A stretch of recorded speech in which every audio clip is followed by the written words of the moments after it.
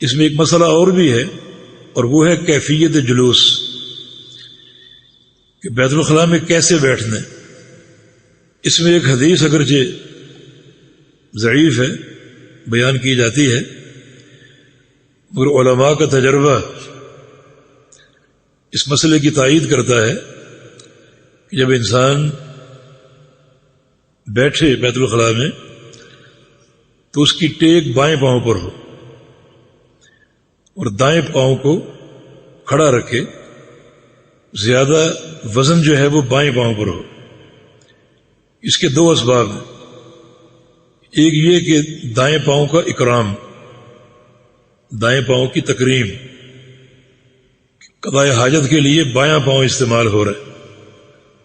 دوسرا یہ کہ بائیں پاؤں پر زیادہ زور دینے سے یا ٹیک لگانے سے قضاء حاجت میں آسانی ہوتی اور انسان کو جلد فراغت میسر آ جاتی ہے۔